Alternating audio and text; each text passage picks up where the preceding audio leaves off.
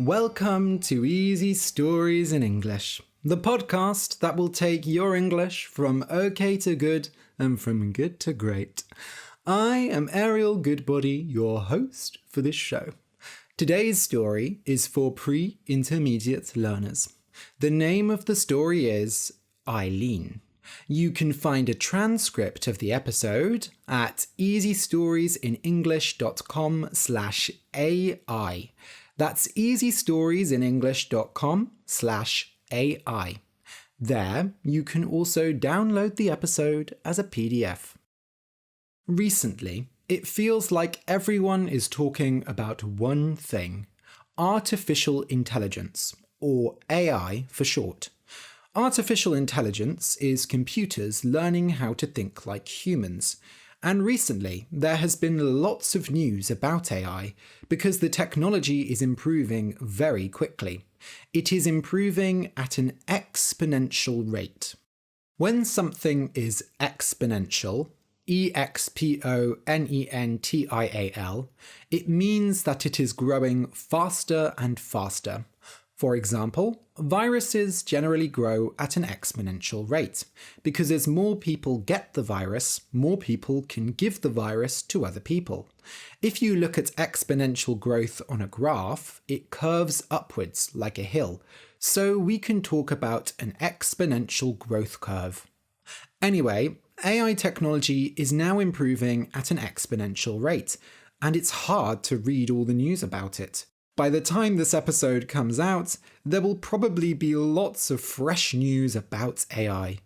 However, the traditional media, newspapers and TV channels, aren't doing a very good job of talking about it, so you might not know everything that's going on. And that's the difficult thing. I was watching lots of YouTube videos on the topic, but the news was honestly very scary. I was interested, but I couldn't listen to too much AI news, or I would start to worry. But the other day, I heard an episode of the podcast Your Undivided Attention. The podcast episode is called The AI Dilemma. A dilemma is a serious problem or issue. The episode is a recording of a talk from the Center for Humane Technology about the dangers of AI. This talk had lots of good information, but it wasn't pessimistic. It didn't just focus on the negative things that could happen with AI. However, it also wasn't super optimistic. That's a problem I have with a lot of AI news. As they say in the podcast episode, every good thing that could happen with AI has an opposite that's just as bad. It could be both heaven and hell. So what's going on in the world of AI? Well, GPT-4 was recently released, which is the most popular AI language model in the world. You may have heard of ChatGPT, which uses GPT as its database. ChatGPT-3 was okay, but it wasn't really very useful. Now, with ChatGPT-4, people are already using it to solve maths problems, translate languages, correct computer coding, get ideas for writing, and so on. If you want, you can go to OpenAI's website and make a profile to try ChatGPT out for yourself. It's open to the public, although if you have a free account, you can't use it as much. Those might all sound like useful things I just mentioned, but in Your Undivided Attention, they also talked about some very scary things that are happening with GPT-4 and other AIs, and how they maybe shouldn't be available to the public. There are many abilities AIs have that the creators didn't know about, and when they found out, they didn't know how the AI learned that skill. For example, one AI was trained on English language data to answer questions about science in English, but then they found out it could answer questions in Persian as well. How did the AI learn Persian, and why did it decide to do so? We don't know. ChatGPT also has a graduate level knowledge of chemistry. That is, it understands chemistry as well as someone who studied it at university. That sounds great, but it also means that ChatGPT can help people build a bomb, for example. And that's not all. The latest AI can easily break passwords, and there's one tool that uses a recording of your voice to create more audio that sounds like you. You might be thinking, well, that was available before, but this tool only needs 3 seconds of audio to be able to copy your voice. That's scary. So far, the discussion about the dangers of AI has been in specific areas. There have been discussions about AI art, programmers losing jobs, and so on. But in this podcast episode, they argue that this is a much wider problem. They compare it to nuclear weapons, atom bombs. While nuclear weapons could destroy our physical reality, AI could destroy our understanding of reality. At any time, an AI could be used to steal your passwords, or you could talk to a friend online and not know that it's actually an AI. It sounds very pessimistic, but actually there is hope. They talk about how, during the Cold War, the US government led a lot of discussions about nuclear weapons and people shared their opinions. And now we have international laws that mean only some countries can have nuclear weapons, and they can only have a certain amount. Of course, that's still pretty bad, but I am alive to talk about all this, so it could have been worse. Anyway, as you can tell, this is a topic I find very interesting, even though it is very scary. So I decided to write an episode of Easy Stories in English with the help of AI. Don't worry, I didn't let the computer do all the work for me. I worked together with ChatGPT to write today's story, and the results were interesting. Very interesting. I'll tell you more about how that worked after the story. Okay, I'll just explain some words that are in today's story. When a child is precocious, Precocious, it means that they act much older than they are. Precocious children might read a lot of books, ask difficult questions to adults, and understand people's emotions very well. Hermione Granger from Harry Potter is a very precocious child. When you bully someone, bully, you are mean to them for no reason. Most bullies are found in schools, and they are mean to and hurt other kids for fun. Bullying is a serious problem, because if you are bullied, it can affect you for your whole life. When you want to change how someone looks, you can give them a disguise. Disguise. For example, maybe you want to talk to someone you like, but you don't want them to know who you are, so you disguise yourself. You put on glasses, grow a beard, change your clothes, change your voice, and so on. People use disguises a lot in spy movies, like James Bond. You can also disguise your emotions, hide how you really feel about something. A bruise, Bruise, is a blue, yellow, or purple mark that you get when you hurt yourself. For example, if someone hits you, you will have a bruise on your arm. If you fall over, you will have a bruise on your leg. Bruises usually take a few days to go away. Acid, ACID, is a liquid that is used in scientific experiments. Acid is quite dangerous as it can burn your skin. Acids lower the pH level of something. Some food is also acidic. For example, lemons are very acidic, which is why they taste sour. Climate change, CLIMATE, or global warming, is the way that our world is changing. Because we burn too many fossil fuels like oil and gas, we are raising the level of CO2, carbon dioxide, in the atmosphere. This makes the world hotter, and so the climate changes. Of course, the super powerful computers needed to run AI aren't helping slow down climate change. When you come up with something, you think of an idea or a plan. For example, the first thing I have to do when writing an episode of Easy Stories in English is come up with an idea for the story. If I'm having a really good day, I might come up with several ideas. Hacking, H-A-C-K, is when you break into someone else's phone or computer. People who hack into other people's technology are called hackers. Hackers usually hack so that they can steal data or money, or embarrass someone. Obviously, hacking is illegal. If you disprove something, D-I-S-P-R-O-V-E, then you show that it is wrong. When you are doing a scientific experiment, you start with a hypothesis, an idea that you want to prove. Sometimes you have a null hypothesis. You want to prove that there is not a relation between two things. Often, this is to disprove a hypothesis from other studies. Of course, in order to disprove a hypothesis, you'll need lots of scientific studies, not just one. Okay, so listen and enjoy. Eileen. Once upon a time, there was a little girl called Eileen who learned faster than everyone else. Yes, she was a girl, although many of the other children at school also thought she was a boy because she always had her hair cut short. "Long hair wastes time," she said, and if a kid kept asking about it, she said it again in Chinese. While her classmates played with rocks and sang songs, Eileen did maths problems in her head.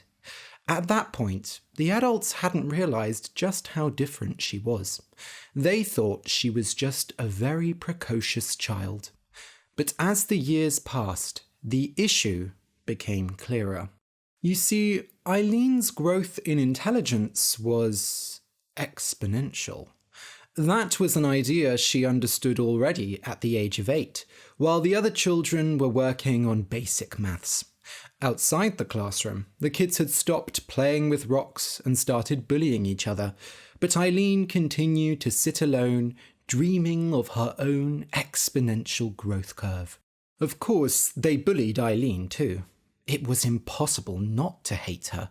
When she wasn't telling you you were wrong and exactly why you were wrong, she was telling you not to be so loud.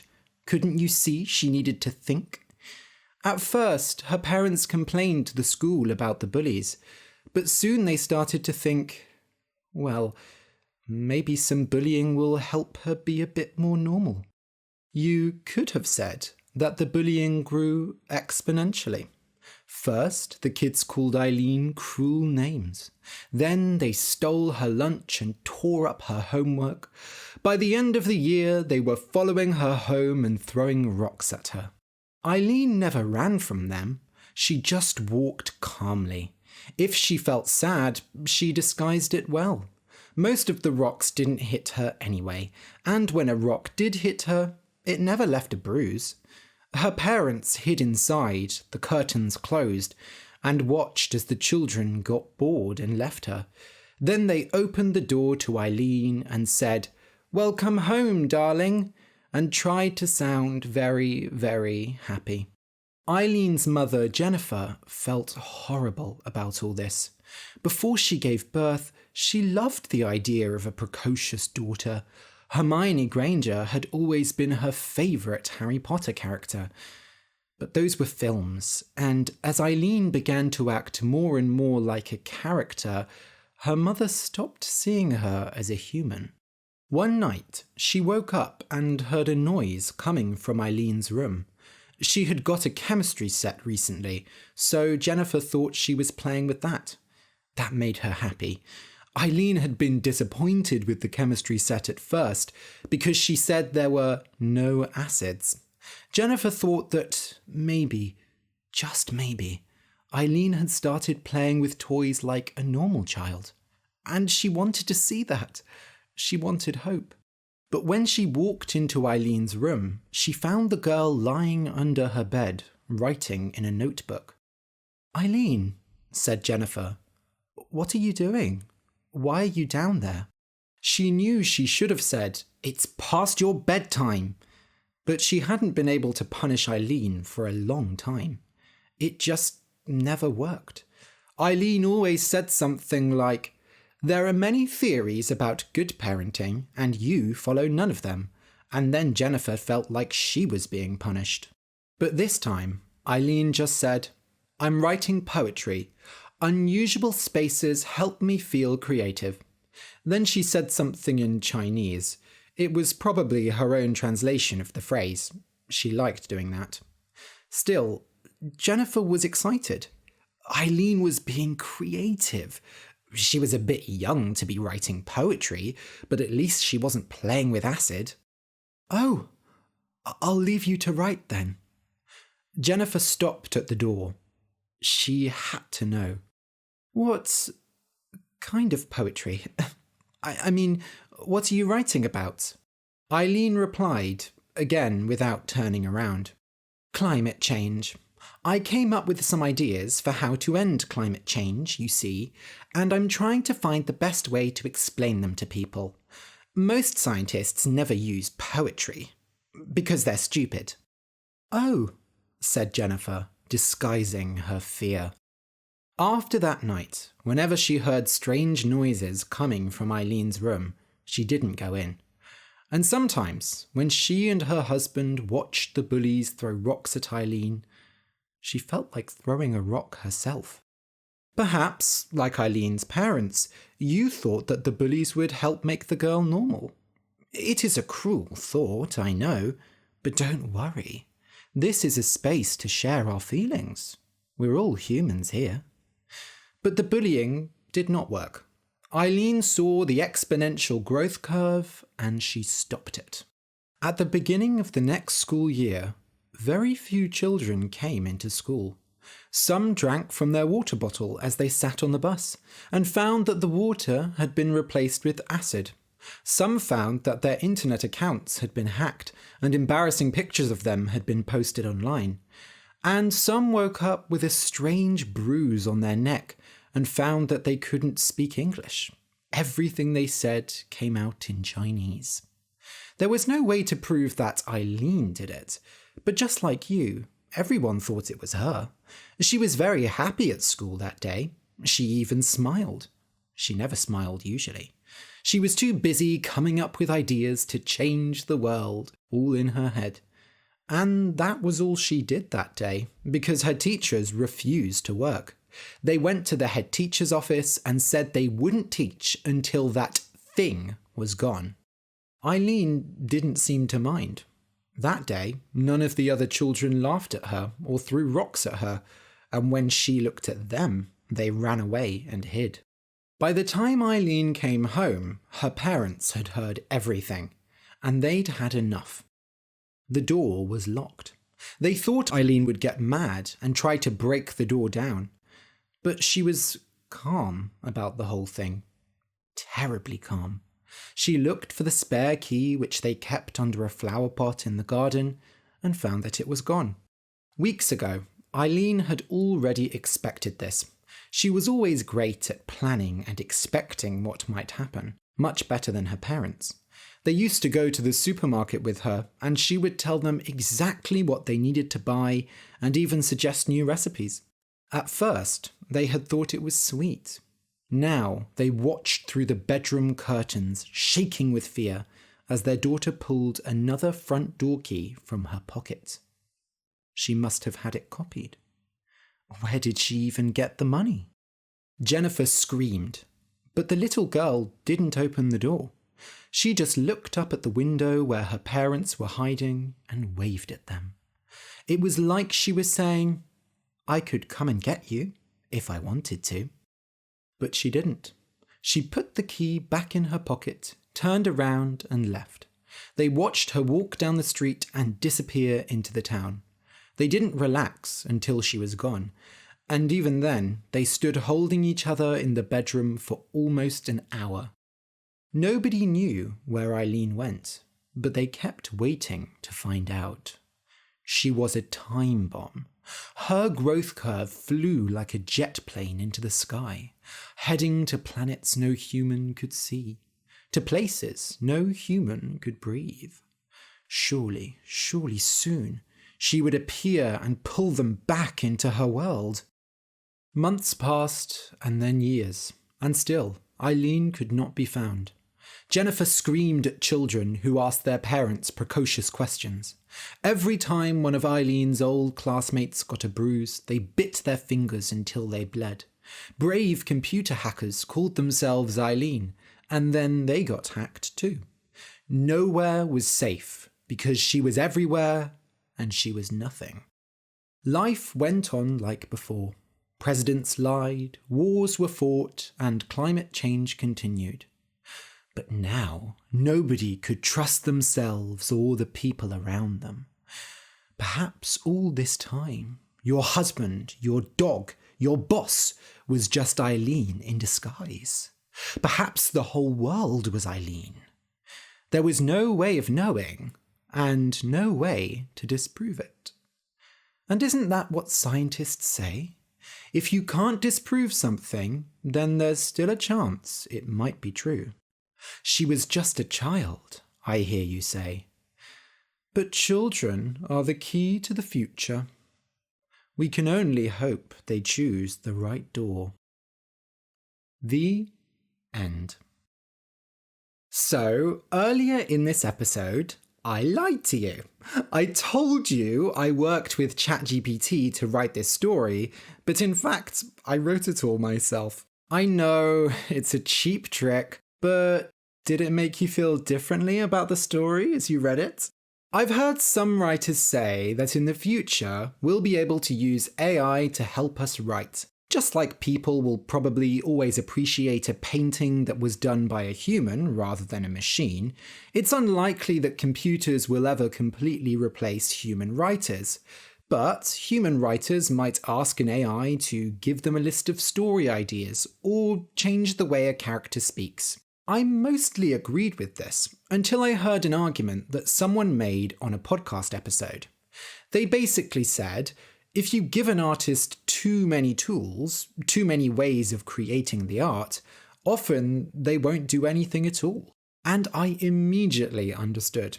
How many of us have tried to do digital art, but given up because there are so many programs and so many ways of drawing?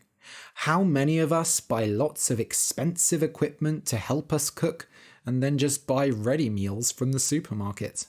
How many people say they're going to write a novel and then never actually do it?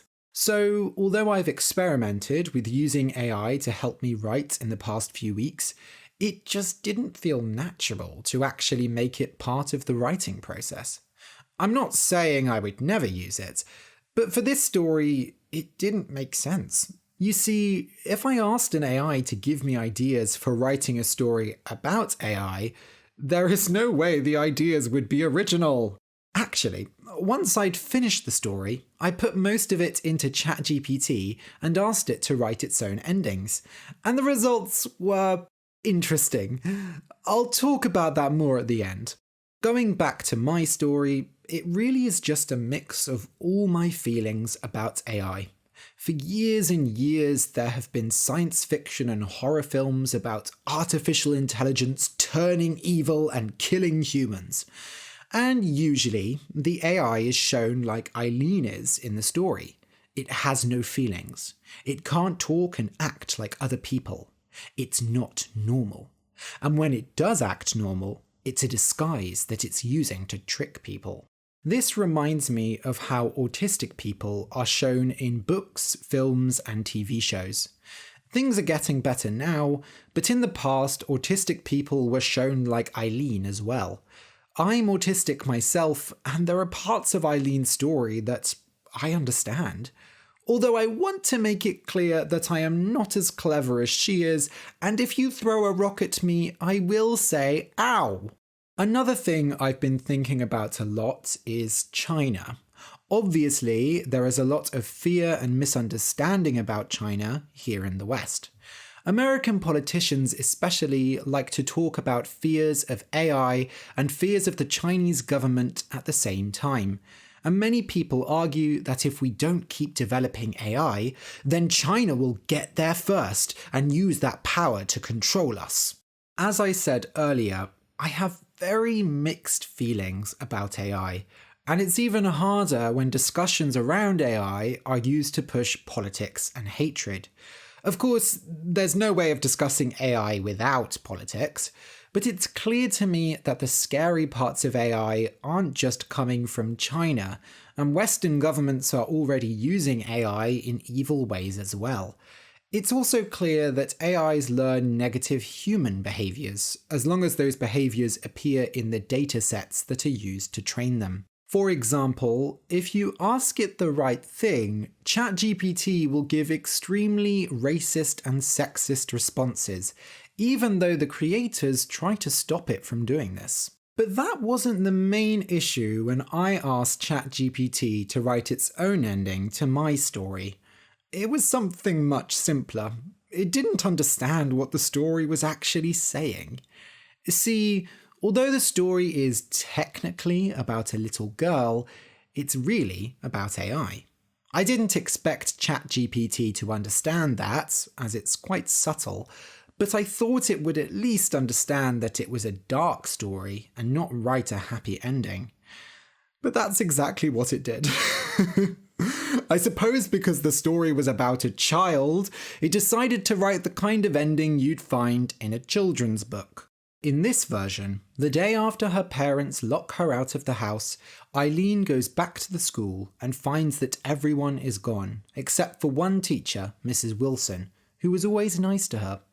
Eileen explains that she feels bad, that she only wanted other people to see things the way she did. Mrs. Wilson tells her that the way to change the world is by being a good example, by doing good things and inspiring others to do the same. And it ends with this amazing paragraph. Eileen smiled back and followed her teacher out of the empty school. As they walked down the street, Eileen thought about what Mrs. Wilson had said. Maybe she couldn't change the world with acid and hacking and Chinese curses, but maybe she could change it with something even more powerful. Kindness. I laughed out loud when I read the last line. Somehow, my dark story about AI turned into a Disney film. But that just shows you that AI has a lot to learn before it can write great fiction, or even good fiction. One of the advantages of ChatGPT specifically is that you can ask it to do the same thing again, but change things a bit. So I told it to rewrite the ending, but make it more dark. So it wrote something out of a bad horror film. This time, Jennifer goes into Eileen's room and finds that she's turned into a demon, a monster. Her eyes go black and she chants in that strange language from before. You know in horror films when a bunch of people stand in a circle and say words in Latin, like Ego sum comatere donatus, ego sum comatere donatus. That's chanting. And that was the really interesting part. In both versions that ChatGPT produced, it mentioned Eileen talking in that language that nobody could understand. In the original story, I made it clear that the language was Chinese. I never said that it was strange or scary. That just shows how ChatGPT saw patterns from Western films and TV shows, where foreign languages are often presented as scary and different, and used that to add a racist message to the story. Wonderful. I'm glad I wrote the actual story by myself. If you want to read ChatGPT's versions of the ending in full, go to the transcript at easystoriesinenglish.com/AI. I've put them at the bottom of the page. I'd also love it if you left a comment under the episode and told me what you thought about it, and your thoughts on AI in general. Anyway, I won't be using AI to write my stories anytime soon. It's possible that I could use AI to record the stories for me, but could an AI do this?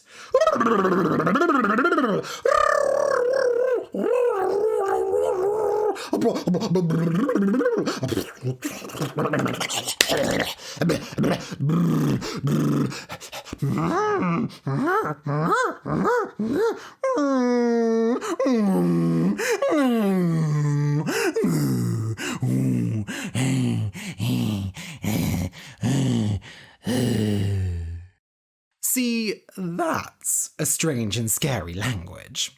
If Eileen was here, she wouldn't be so calm, would she? So goodbye for now from your very human host, Ariel Goodbody. Actually, let's not end things here. See, since I recorded this episode, I discovered a new AI tool called 11 Labs, which lets you clone a voice quite accurately, and it's surprisingly cheap. You can try it out for just $5 a month, and the first month is $1. So I decided to give it a go. The audio you're hearing now was not recorded by me, but by my voice clone. Well, you probably didn't need me to tell you that. I'll be honest, the results are worse than I expected. I imagine it's because I do a storytelling podcast, and so I use my voice in lots of different ways, and the AI works best when you only speak in one way. It definitely sounded more accurate in the examples I heard from other people, but then those people don't change their voice as much as I do. I also have to say it's doing strange things with my accent, like it's making me sound like an American trying to do a very stereotypical British accent, and most importantly, it's not talking slowly and clearly like I do on the podcast, which is a very important quality. It's really hard to say all this without sounding like I'm bragging, like I'm talking about how great I am, because it is a nice feeling.